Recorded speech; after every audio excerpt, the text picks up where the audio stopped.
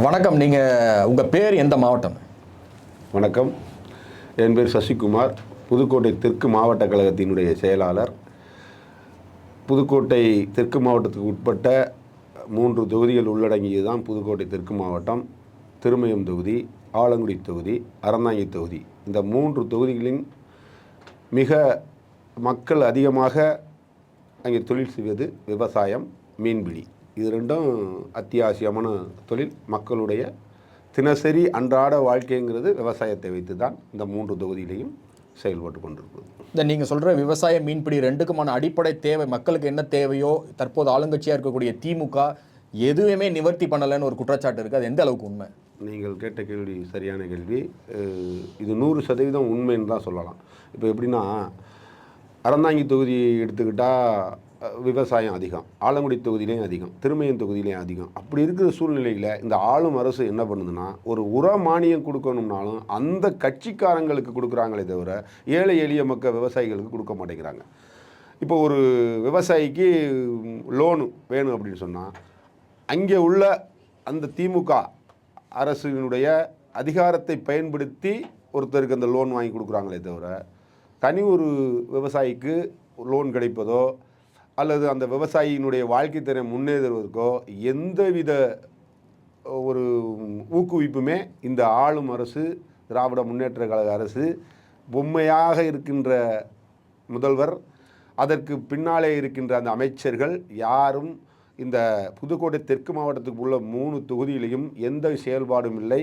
அதாவது போக்கஸ்ன்னு சொல்லுவாங்கள்ல, படம் எடுக்கிறது போகிறது, இதுதானே தவிர ஒரு மக்களை உணர்ந்து செயல்படக்கூடிய ஒரு தலைவனும் அங்கு இல்லை.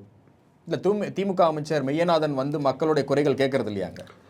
ஒரு சில இடங்களில் அதான் சொல்கிறேன்னா, ஒரு சில இடங்களில் வந்து எல்லா தொகுதியிலையுமே வந்து என்ன பண்ணுறாங்கன்னா, ஒரு மேடை போட்டுடுறாங்க, அமைச்சர் வர்றாங்கிறாங்க, மக்களுடைய கருத்து கேட்குறாங்களே, கருத்தாகத்தான் இருக்கிறதே தவிர அந்த கருத்து மக்களுக்கு போய் சேருகிறதா என்பது கிடையவே கிடையாது. அதாவது மக்களுடைய குறையை தீர்க்கிறது இல்லை. ஆனால் மக்களை வைத்து ஒரு விளம்பரம், அதான் எப்படி முதலமைச்சர் அவர்கள் விளம்பரம் தேடுகிறார்களோ அதே விளம்பரம் தான் அங்கு நடந்து கொண்டிருக்கிறது. எந்த விதமான ஒரு பள்ளிகள் இப்போ 10வது வரைக்கும் இருக்கிற குழந்தை 12வது கொண்டு வருவோம்னா அதற்கான முயற்சி கிடையாது. ஒரு அடிக்கல் நாட்டுறாங்க, அந்த அடிக்கல் முழுமையாக பூர்த்தி செய்கிறது கிடையாது. இப்போ சட்டமன்ற தேர்தல் 2026 வரப்போகுது.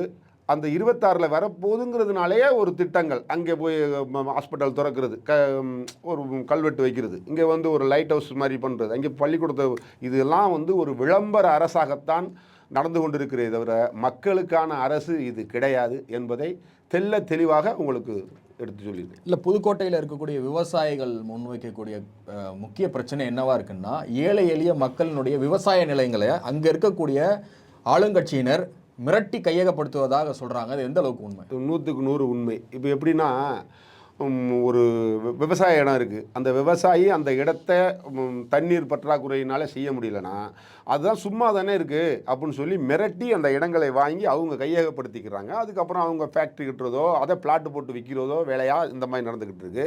இப்போ இருக்கின்ற அமைச்சர்கள்ட்ட நாங்கள் கிட்டத்தட்ட விவசாயம் சார்ந்த இடங்கிறதுனால ஆலங்குடி தொகுதிக்கு உட்பட்ட கீரமங்கலம் பேரூர் கழகத்தின் சார்பாக பல முறை வந்து பூக்கள் அதிகமாக உற்பத்தி செய்யக்கூடிய அந்த இடம்தான் ஆலங்குடி தொகுதிக்கு உட்பட்ட சுற்று வட்டார பகுதியில் பூக்கள் அதிகமாக விவசாயம் செய்கிற இடம்.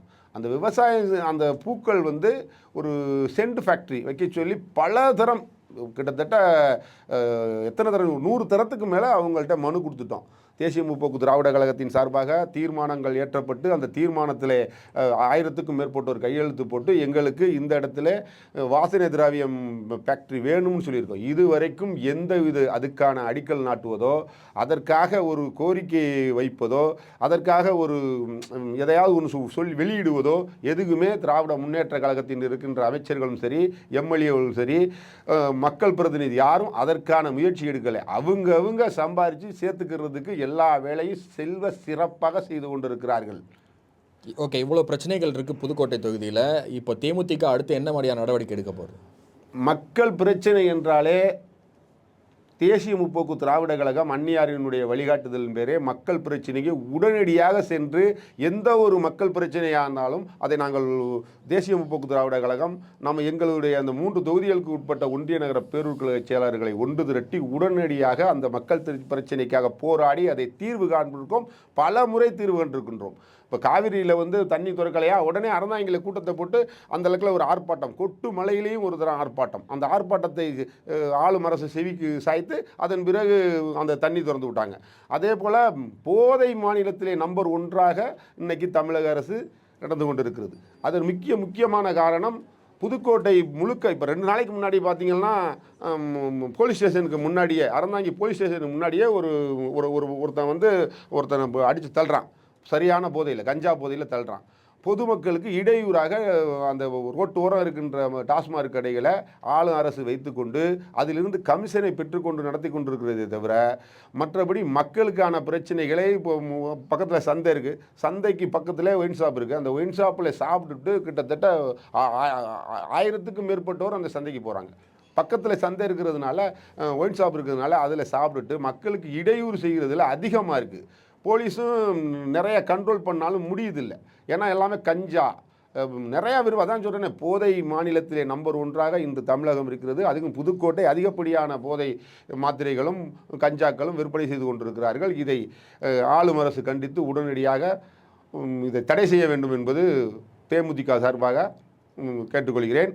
இதை இன்னும் ஒரு சில தினங்களில், ஒரு வாரத்துக்குள் இந்த அறந்தாங்கி மற்றும் அதான் புதுக்கோட்டை தெற்கு மாவட்டத்துக்கு உட்பட்ட பகுதியில் அதிகப்படியாக போதை பழக்கம் அடிமையாகிற இளைஞர்களை திருத்த வேண்டும் என்பதற்காக நாங்கள் ஒரு மிகப்பெரிய கவன ஈர்ப்பு போராட்டம் ஒன்று செய்ய போகிறோம். பள்ளி குழந்தைகள்கிட்ட அந்த பதாகை ஏந்தி ஒரு அந்த அந்த சின்ன ஊரில் தேமுதிக சார்பாக பள்ளி குழந்தைகளில் இந்த போதையில்லா தமிழகத்தை உருவாக்க வேண்டும் என்று ஒரு ஊர்வலமாக வர ஏற்பாடு செய்து கொண்டிருக்கிறோம்.